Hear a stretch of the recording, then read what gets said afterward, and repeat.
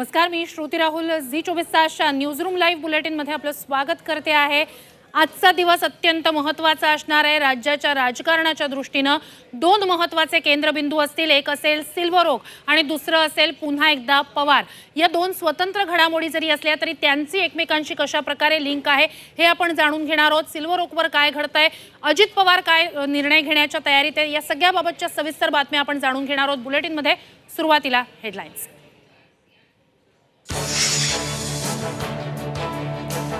अजित पवार वंचित एमआयएमला सोबत घेऊन तिसरी आघाडी करण्याच्या तयारीत। भाजपची नवी खेळी। भुजबळांना असुरक्षित वाटू लागल्याने पवारांची भेट घेतल्याची सूत्रांची माहिती।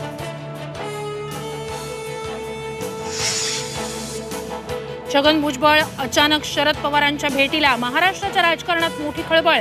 भेटीचं कारण अद्याप गुलदस्त्यात। 1.5 तासांपासून भुजबळ सिल्वर ओकवर, आता भेटीला सुरुवात।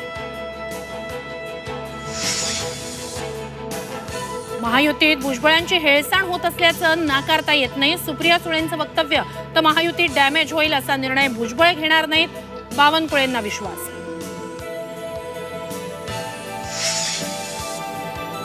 विधान परिषद निवडणुकीआधी काँग्रेसमध्ये 2 गट, तर उद्धव ठाकरे पवारांसाठी होते नॉट रिचेबल, सूत्रांची माहिती। निकाल विरोधात गेल्यास मविया सोडण्याची ठाकरेंनी धमकी दिल्याची ही माहिती।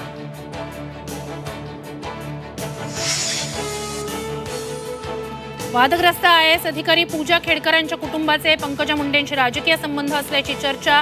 मनोरमा खेडकरांनी मुंडे प्रतिष्ठानला 12 लाखांची मदत केल्याची सूत्रांची माहिती। तर पुणे पोलिसांकडून मनोरमा खेडकरांचा शोध सुरू।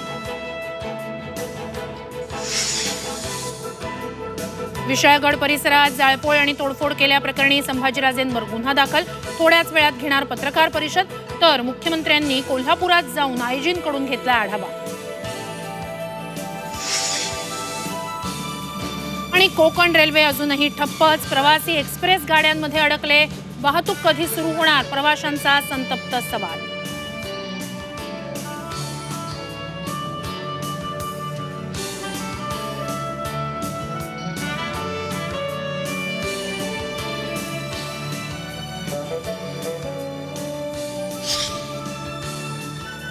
आणि बुलेटिनच्या सुरुवातीला अत्यंत महत्त्वाची घडामोड आहे। 2019 राज्याच्या राजकारणाला कलाटणी देणारं ठरलेलं होतं। 2024च्या विधानसभा निवडणुकीआधी सुद्धा अशीच काही कलाटणी राज्याच्या राजकारणाला मिळणार आहे का, असे संकेत तरी सध्या मिळत आहेत। झी24 तासवर आत्ताच्या घडीची ही सगळ्यात मोठी बातमी आहे। अजित पवार तिसरी आघाडी करण्याच्या तयारीत आहेत। एमआयएम वंचितला सोबत घेऊन विधानसभेसाठी एक वेगळं आव्हान निर्माण करण्याच्या ते प्रयत्नात आहेत आणि ही भाजपची खेळी आहे अशी माहिती सूत्रांकडून मिळालेली आहे। आणि यामुळेच भुजबळ अस्वस्थ असल्याची माहितीही समोर आलेली आहे। अजित पवार तिसरी आघाडी करण्याच्या तयारीत आहेत आणि एमआयएम वंचितला सोबत घेऊन ते तिसरी आघाडी करण्याच्या तयारीत आहेत अशी माहिती समोर आलेली आहे। 2024ची विधानसभा निवडणूक ही अत्यंत महत्त्वाची असणार आहे। 2019ला जी काही समीकरणं बदलली त्यानंतर 2024 मध्ये एका वेगळ्या समीकरणासोबत आता राज्याच्या राजकारणात मतदारांना निवडणुकीला सामोरं जावं लागत होतं। मात्र आता अजित पवार तिसरी आघाडी करण्याच्या तयारीत आहेत अशी माहिती समोर आलेली आहे आणि ही भाजपची खेळी आहे अशी ही माहिती समोर येते। अजित पवार एमआयएम वंचितला सोबत घेऊन तिसरी आघाडी करण्याच्या तयारीत आहेत असं कळलेलं आहे। एकंदरीत ही काय घडामोड असणार आहे, तिसरी आघाडी जर स्थापन केली जाणार असेल आणि ती भाजपची खेळी असेल तर मतविभाजनासाठी हे नेमकं कशा प्रकारे केलं जाणार आहे, वंचित एमआयएमला सोबत घेण्यासाठीचा नेमका कशा प्रकारे प्रयत्न केला जाणार आहे, ही चर्चा सुरू झालेली आहे का की आता चर्चा अंतिम टप्प्यात आलेली आहे, या सगळ्याबद्दलच आता पाहणं महत्त्वाचं असणार आहे। या सगळ्या संदर्भात म्हणजे विशेषतः तिसरी आघाडी अजित पवार करण्याच्या प्रयत्नात आहेत याबद्दल काही वेळापूर्वी आम्ही कार्यकारी संपादक कमलेश सुतार यांच्याशी संवाद साधलेला होता। त्यांनी याबद्दल काय राजकीय अपडेट्स दिलेले होते, काय या सगळ्याकडे ते नेमकं कसं पाहत आहेत राजकीय दृष्ट्या जाणून घेतलेलं होतं, ऐकूया। एक महत्वाची काल गेल्या काही दिवसांपासूनची घडामोड राजकीय वर्तुळामध्ये याची चर्चा होती।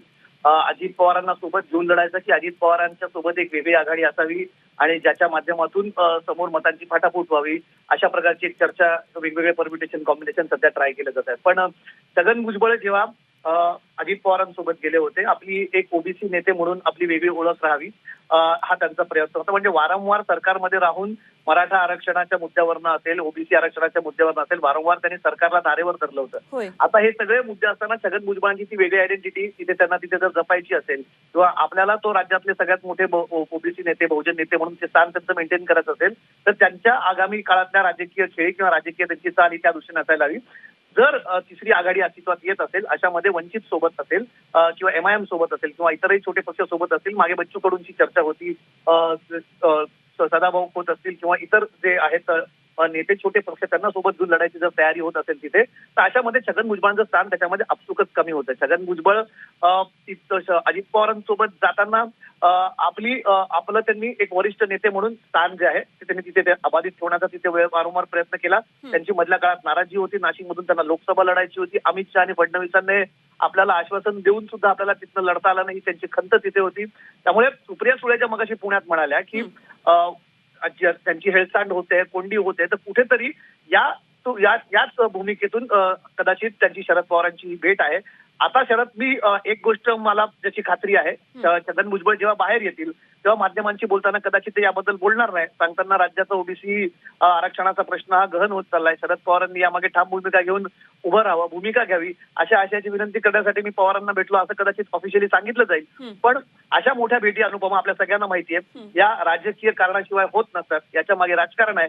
अवघे 100 दिवस सुद्धा उरलेले नाहीत निवडणुकांसाठी महाराष्ट्राच्या. त्याच्या पार्श्वभूमीवरती महाराष्ट्रातले 2 वरिष्ठ नेते जेव्हा भेटतात, त्यातही छगन भुजबळांसारखा एक नेता ज्यांचं सध्याच्या पॉलिटिकल नरेटिव्ह मध्ये ओबीसी आरक्षण, मराठा आरक्षण हा मुद्दा ऐरणीवरती असताना अशा वेळेस छगन भुजबळांनी ही भेट घेणं यामागे नक्कीच जे कारण. आणि योगेशने ज्या प्रकारे सांगितलं की तिसरी आघाडी जर होत असेल, ज्याची चर्चा सध्या खूप जोरदार सुरू आहे राजकीय वर्तुळांमध्ये, तशी आघाडी होत असेल तर याच्यामध्ये छगन भुजबळांचं स्थान काय असेल आणि याच्यातून छगन भुजबळांची अस्वस्थता आहे असं म्हटल्यास वावगं ठरणार नाही. पण या घडामोडीकडे लक्ष असणार आहे. ही फार मोठी घडामोड आहे. ही भेट आजची इथेच थांबेल. शरद पवार आणि भुजबळ भेटून याच्यातनं राजकारण थांबेल असं अजिबात नाहीये. या गोष्टीचे वेगवेगळे कंगोरे येणाऱ्या काळात समोर येत राहणार आहेत.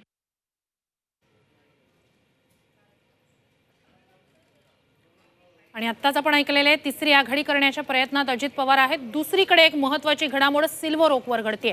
छगन भुजबळ अचानकपणे सकाळी सिल्वर ओकवर पोहोचलेले आहेत. आत्ता त्यांच्या शरद पवारांसोबतच्या भेटीला सुरुवात झालेली आहे. साधारणतः 1.5 तास ते वेटिंगवर होते आणि आत्ता अगदी 5 ते 10 मिनिटांपूर्वी त्यांची शरद पवारांसोबतची भेट सुरू झालेली आहे. राज्याच्या राजकारणातली ही अत्यंत महत्त्वाची घडामोड म्हणावी लागेल. छगन भुजबळ अचानकपणे सिल्वर ओकवर पोहोचले. त्यांचे जे काही ठरलेले कार्यक्रम होते त्यात कुठेही याचा उल्लेख होत नव्हता अशी माहिती समोर आलेली आहे. भुजबळांचा ताफा सिल्वर ओकवर गेला. आता ही जर नियोजित भेट असते, ते सरकारचे प्रतिनिधी म्हणून जर भेटत असते तर ही बाब नक्कीच समोर आली असती. प्रसारमाध्यमांच्या प्रतिनिधींपर्यंत हे नक्कीच पोहोचलं असतं की सरकारचे प्रतिनिधी म्हणून आरक्षणाच्या मुद्द्यासंदर्भात भुजबळ पवारांना भेटणार आहेत. मात्र मग ते प्रसारमाध्यमांच्या प्रतिनिधींना याबद्दलची काहीही माहिती नव्हती. छगन भुजबळ पवारांच्या भेटीसाठी पोहोचलेत. भेटीला सुरुवात झाली.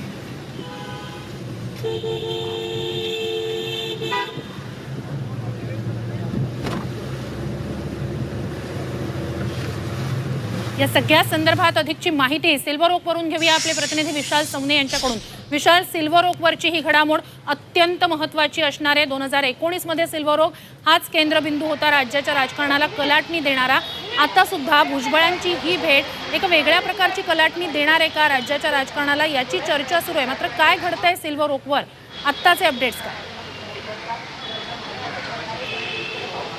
नक्कीच काही वेळापूर्वीच म्हणजे साधारण 5 ते 10 मिनिटापूर्वीच शरद पवार आणि छगन भुजबळ यांच्यामध्ये भेट जी आहे ती झालेली आहे. दोघांमध्ये बैठक जी आहे, चर्चा जी आहे ती सुरू आहे. आणि सर्वात महत्त्वाचं सांगायचं म्हणजे की जवळपास 1.5 तासभर छगन भुजबळ जे आहेत ते वेटिंगवर असल्याची देखील माहिती जी आहे ती उपलब्ध होत होती. कारण छगन भुजबळ यांच्या अगोदर मिलिंद नार्वेकर जे आहे त्यांनी शरद पवार यांची एक भेट घेतली होती. त्यानंतर आरोग्याच्या कारणास्तव काही वेळ छगन भुजबळ यांना वेटिंगवरती राहावं लागलं होतं. मात्र आत्ता त्यांच्या दोन्ही नेत्यांमध्ये जे आहेत ती बैठक सुरू असल्याचं देखील समोर येतं आहे. मात्र या बैठकीचा अर्थ नेमका काय घ्यावा लागेल, या बैठकीचे मुद्दे जे आहेत ते सध्या गुलदस्त्यात आहेत. मात्र जी माहिती ज्या समोर येते ती मराठा आरक्षण त्याचबरोबर ओबीसी आरक्षण या संदर्भातली माहिती देखील समोर येते. त्याचबरोबर मगाशी कमलेश सुतार सर यांनी ज्या पद्धतीने माहिती दिली की तिसरी आघाडी अजित पवार जी आहे ती करण्याच्या तयारीत असल्या कारणाने कुठेतरी आपलं राजकीय अस्तित्व जे आहे ते बळकट ठेवण्यासाठी पुन्हा एकदा छगन भुजबळ जे आहेत ते शरद पवार यांच्याकडे गेलेत का हे देखील पाहणं महत्त्वाचं ठरणार आहे. मात्र ज्यावेळेस छगन भुजबळ बाहेर येतील त्यावेळेस नेमके या भेटीमागचं नेमकं कारण काय आहे ते स्पष्ट होईल का हे पाहणं देखील तितकंच महत्त्वाचं ठरतंय. छगन भुजबळ आणि शरद पवारांची आत्ता भेट होते आहे. भेट कधी संपते आहे, त्यानंतर भुजबळ प्रसारमाध्यमांशी संवाद साधणार आहेत का, या सगळ्याबद्दलचे अपडेट्स घेण्यासाठी आम्ही तुमच्याकडे येऊच. विशाल, तुम्ही या महत्त्वाच्या घडामोडीवर लक्ष ठेवून राहा. तूर्तास धन्यवाद तुम्ही दिलेल्या संपूर्ण माहितीसाठी.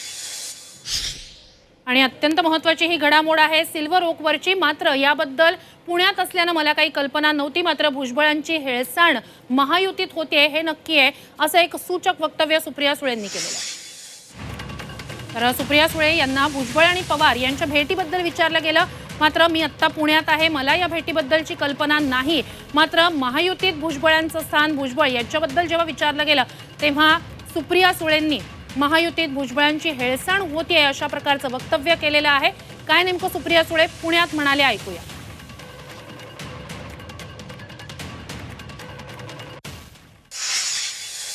आज त्यांनी काय चव्हाण सेंटरला वेळ दिल्या नव्हत्या, त्याच्यामुळे हे काय नवीन डेव्हलपमेंट याची मला काही माहिती नाही. मी माहिती काढून आपल्याला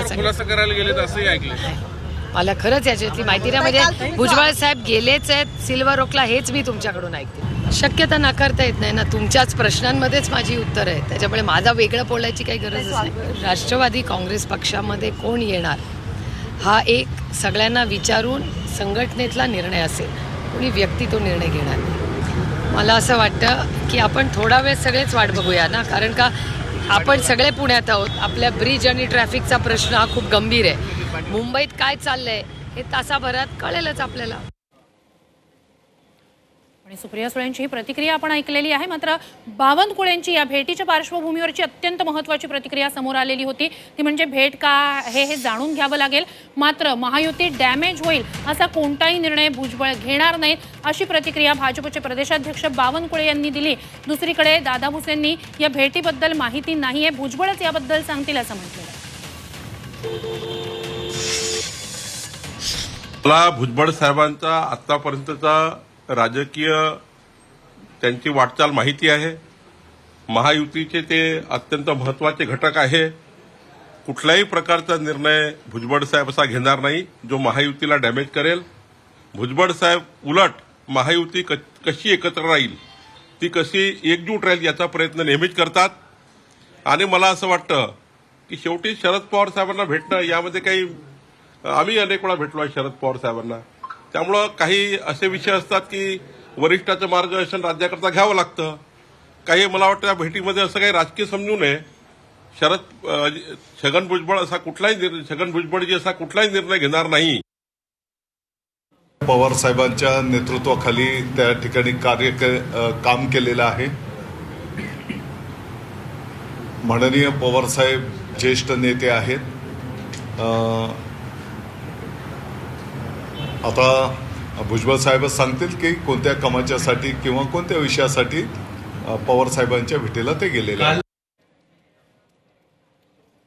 आणि या महत्त्वाच्या घडामोडीकडे राजकीय लक्ष असणार आहेच. मात्र पुण्यातली एक महत्त्वाची घडामोड आहे ती म्हणजे मनोरमा खेडकर, ज्या वादग्रस्त IAS ऑफिसर आहेत पूजा खेडकर यांच्या आई, त्यांच्यावर गुन्हा दाखल झालेला होता. मात्र आता या प्रकरणी खेडकर कुटुंबाचा पुणे ग्रामीण पोलिसांकडून शोध सुरू आहे. खेडकर कुटुंबाशी संपर्क होत नाहीये अशी पोलिसांची माहिती आहे आणि त्यामुळेच कुटुंबातील 7 जणांचा शोध सुरू आहे. मनोरमा खेडकर या हातात पिस्तूल घेऊन बाउन्सर्सना सोबत घेऊन शेतकरी कुटुंबाला धमकावतानाचा व्हिडिओ समोर आलेला होता. प्रसारमाध्यमांच्या प्रतिनिधींशी सुद्धा जेव्हा त्यांची प्रतिक्रिया घेण्यासाठी गेलेले होते तेव्हा अरेरावीनं त्या वागल्याचा व्हिडिओ समोर आलेला होता. यानंतर मनोरमा खेडकर यांच्यावर गुन्हा दाखल झालेला होता. आता मात्र त्यांचा शोध सुरू आहे. पुणे ग्रामीण पोलिसांकडून खेडकर कुटुंबातील 7 जणांचा शोध सुरू आहे. अधिकची माहिती आपले प्रतिनिधी अरुण मेहत्रे यांच्याकडून घेऊया. अरुण, आत्ताचे अपडेट्स काय आहे? शोध घेतला जातोय काय नेमकं? आपल्याला माहिती आहे की मनोरमा खेडकर यांनी हातात पिस्तूल घेत शेतकऱ्याला धमकावल्या प्रकरणी पुण्यातल्या पौड पोलीस स्टेशनमध्ये गुन्हा दाखल झालाय. मनोरमा खेडकर आणि त्यांचे पती या दोघांसह त्यांच्यासोबत असणारे बाउन्सर आणि इतर लोकांच्या विरोधात हा गुन्हा आहे. या प्रकरणी पोलीस त्यांचा तपास करतायत. पोलिसांनी त्यांना हजर राहण्यात सांगितलं होतं, मात्र ते सापडत नाहीये. पुण्यातल्या बाणेरच्या निवासस्थानी पोलीस कालही जाऊन आले होते आणि आजही पोलीस जाऊन आले. पोलिसांची 3 पथकं त्यांचा शोध घेत आहेत. मात्र आता त्यांचा फोनही लागत नसल्यानंतर पोलिसांकडून सांगण्यात येत आहे. त्यामुळे आता त्यांचा शोध घेणं, त्यांना ताब्यात घेणं, त्यांची चौकशी करणं आणि पुढची कारवाई करणं हा सगळा भाग पोलिसांच्या बाजूने असणार आहे. नक्कीच ही अत्यंत महत्त्वाची घडामोड आहे. पोलिसांच्या तपासाबद्दल अपडेट्स तुमच्याकडून घेऊ. तूर्तास धन्यवाद तुम्ही दिलेल्या संपूर्ण माहितीसाठी.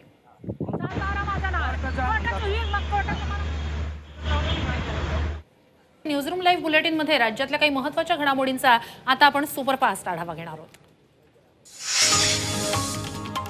पंकजा मुंडे आणि खेडकर कुटुंबाचे राजकीय संबंध असल्याची माहिती सूत्रांच्या माध्यमातून समोर आलेली आहे.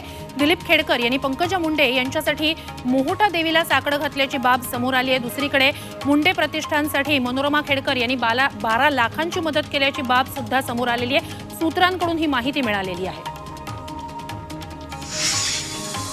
वादग्रस्त IAS ऑफिसर पूजा खेडकर यांचं ओबीसी प्रमाणपत्र आणि दिव्यांग प्रमाणपत्र याची आता तपासणी होणार आहे. त्याबद्दल PMO कार्यालयाकडून दखल घेण्यात आलेली आहे. या प्रमाणपत्रांच्या तपासणीबाबत पुणे जिल्हाधिकाऱ्यांना निर्देश देण्यात आलेले आहेत आणि या संदर्भात संपूर्ण माहिती PMO ऑफिसनं मागवली आहे.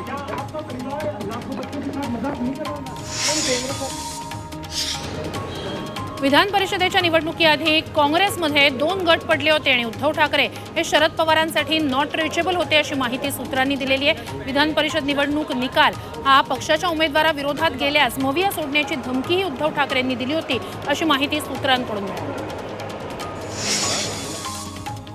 बारामतीतील अजित पवारांच्या सभेवरून शरद पवार गटानं त्यांच्यावर निशाणा साधला. सभेतील रिकाम्या खुर्च्या तुमचं भविष्य सांगतायत अशा शब्दात शरद पवार गटानं अजित पवारांच्या गटावर निशाणा साधला.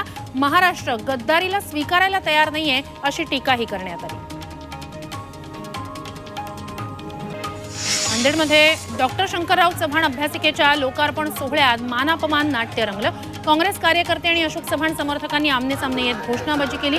लोकार्पण सोहळ्याला काँग्रेस लोकप्रतिनिधीला डावलल्याचा आरोप काँग्रेसनं केला.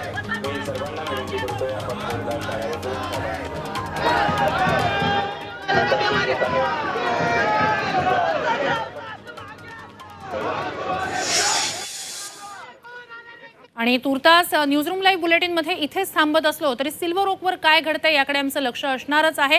मात्र तुर्तास या बुलेटिनमध्ये इथेच थांबतोय.